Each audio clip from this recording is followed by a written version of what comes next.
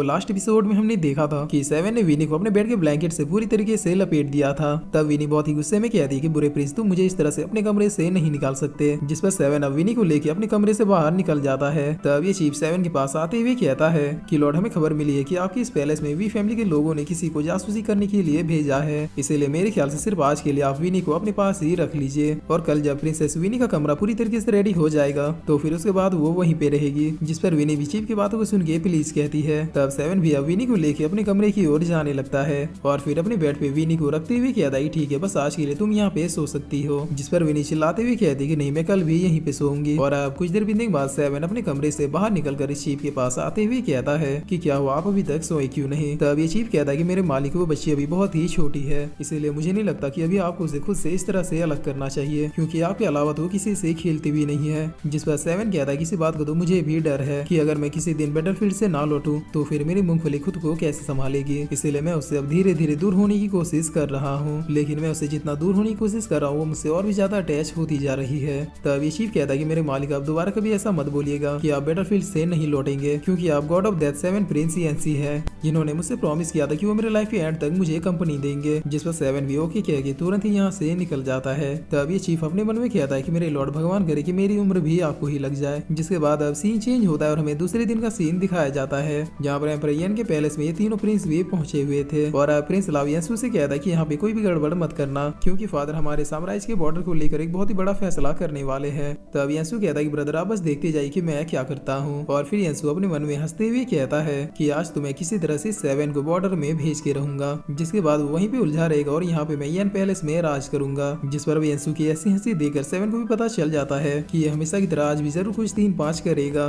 तब इधर लाव कहता है कि मुझे ऐसा क्यों लग रहा है कि आज यंसू के साथ जरूर कुछ बुरा होगा। जिस पर अब एम्परर यिन कहता है कि मैंने तुम तीनों को इसलिए बुलाया है क्योंकि तुम तीनों को यन फैमिली के अलग अलग डिपार्टमेंट्स को संभालना है, जो कि मिलिट्री, मनी और बिजनेस है। इसके अलावा मैं ये भी बता दूं कि जो मिलिट्री विभाग को चूज करेगा उसे यन फैमिली से ज्यादा बॉर्डर में भी रहना पड़ सकता है, क्योंकि अभी कुछ दिनों से हमारे बॉर्डर में घुसपैठियों का कुछ ज्यादा ही आतंक है। तो इसलिए अब बताओ कि आखिर तुम तीनों में से किसे कौन सा डिपार्टमेंट चाहिए। तब यंसू कहता है फादर अगर हम इसे खुद से चूज करें तो फिर ये अनफेयर होगा, क्योंकि हो सकता है कि मुझे जो डिपार्टमेंट चाहिए वो ब्रदर सेवन को भी चाहिए, इसीलिए क्यों ना इस फैसले को हम किस्मत पे छोड़ दे। जिस पर एम्परर यिन कहता है कि आखिर तुम कहना क्या चाहते हो। तब यंसू अपने गार्ड्स को इशारा करते हुए कहता है कि जाओ उस चक्री को लेके आओ। जिस पर ये गार्ड भी तुरंत इस चीज को यहाँ पे लेके आ जाते हैं। तब यंसू इस चीज से कपड़ा हटाते हुए कहता है कि फादर इस चक्री में तीनों डिपार्टमेंट्स के नाम लिखे हुए हैं और हम में से एक एक आके इस चक्री को घुमाएगा, जिसके बाद जिसके लक में जो डिपार्टमेंट आएगा उसे वो डिपार्टमेंट एक्सेप्ट करना ही होगा। जिसे सुनकर एम्परर यिन कहता है कि वेरी गुड यंसू, मुझे तुमसे यही उम्मीद थी, तुम वाकई में अब दिन प्रतिदिन बड़े होते जा रहे हो। और फिर एम्परर कहता है कि चलो इस खेल को शुरू करो। तब सेवन पीछे से कहता है कि फादर मेरे ख्याल से हमें किस्मत पे नहीं बल्कि अपनी कैपेबिलिटी पे भरोसा रखना चाहिए, इसीलिए मेरे ख्याल से चक्री घुमाने से अच्छा है कि हम तीनों इस घूमते हुए चक्री पे निशाना लगाए,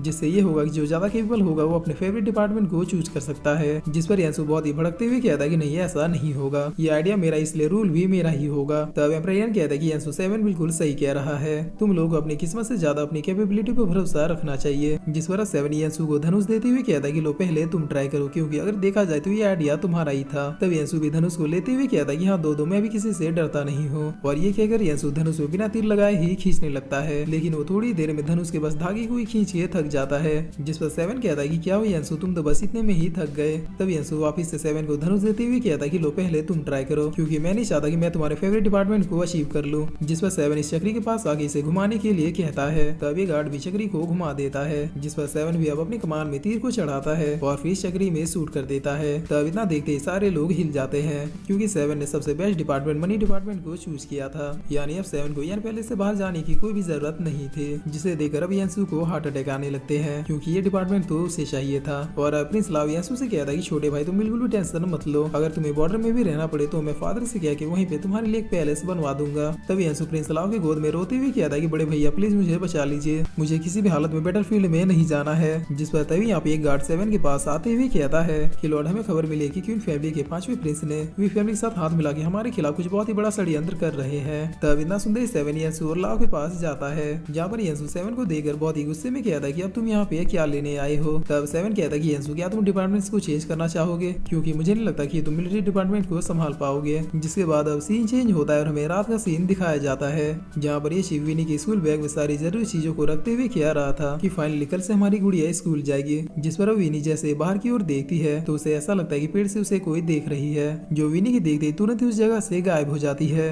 तब विनी अपनी आंखों को पोंछते हुए कहती है कि क्या वहाँ पे कोई था, और अब हमें पता चलता है कि ये तो वी फैमिली की प्रिंसेस है जो किसी वजह से विनी की भी जासूसी कर रही थी। जिसके बाद अब सीन चेंज होता है और हमें दूसरे दिन का सीन दिखाया जाता है जहाँ पर ये बच्चे आपस में बात कर रही थी कि आज से वो सर्वेंट भी हमारे साथ पढ़ने आएगी, लेकिन वो तो इस स्कूल में पोछा मारने के लायक भी नहीं है। और फिर ये बच्ची अपनी सेविका से कहती है जा तू मेरे लिए थोड़ी मिट्टी लेके आओ। तभी सेविका भी इस बच्ची के लिए मिट्टी लेके आ जाती है, जिस पर अब ये बच्ची रेडी होती हुई कहती है कि आने दो उसे, मैं भी आज उसे एक बहुत ही अच्छा सबक सिखाऊंगी। और अब कुछ ही देर में ये लोग भी यहाँ पे पहुंच जाते हैं। तभी लड़की विनी को देखती हुई कहती है कि चलो अब जल्दी से आ भी जाओ। लेकिन जैसे इस बच्ची की नजर प्रिंस 7 के ऊपर पड़ती है तो फिर इस बच्ची के एकदम से हाव भाव बदल जाते हैं। और फिर ये बच्ची थर्ड प्रिंस और फर्स्ट प्रिंस को देखती हुई कहती है कि आखिर वो लड़की है कौन जो उसके लिए 3-3 प्रिंस आए हैं। जिसके बाद स्कूल के सारे बच्चे इन तीनों प्रिंस के सामने झुक जाते हैं और इन्हें ग्रेट करते हुए सबका वेलकम करते हैं। तब प्रिंस लाव कहता है कि प्यारी बच्चियों चलो उठ जाओ, देखो आज से तुम लोग साथ हमारी प्यारी विनी भी पढ़ेगी, इसीलिए क्लास में एक दूसरे से कभी भी मत झगड़ना। जिस पर अब विनी कहती है ठीक है अब मैं जा रही हूँ। तब 7 कहता है कि रुक जाओ,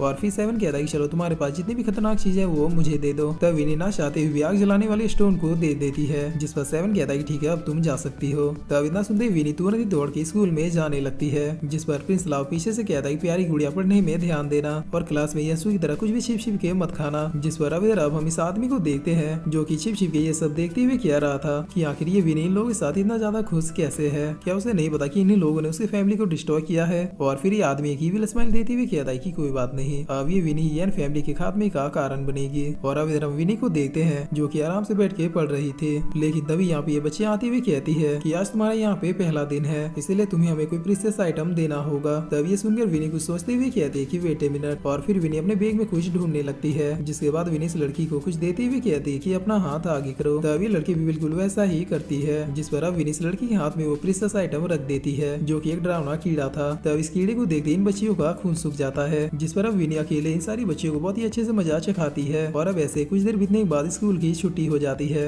जहाँ पर सारे पेरेंट्स सब अपने बच्चों को घर ले जाने लगते हैं। तब विनी यहीं पे चुपचाप बैठ के इन बच्चियों को उनकी माँ के साथ जाते हुए देखती है, जिस पर तभी यहाँ पे ये आदमी अब विनी के सामने आ जाता है। तब इस आदमी को देखते हुए विनी कहती है कि 5th ब्रदर ये तो आप हैं। जिस पर ये आदमी कहता है कि विनी मुझे बहुत ही ज्यादा खुशी हुई कि तुमने मुझे पहचान लिया, और मैं तुम्हें ये बताने आया हूँ कि तुम्हारी मदर तुम्हें बहुत ही ज्यादा मिस करती है। तब अपनी मदर के बारे में सुनते हुए विनी कहती है कि क्या आपको मेरी मदर ने भेजा है, यानी कि आपको पता है कि मेरी मदर अभी कहाँ पे है।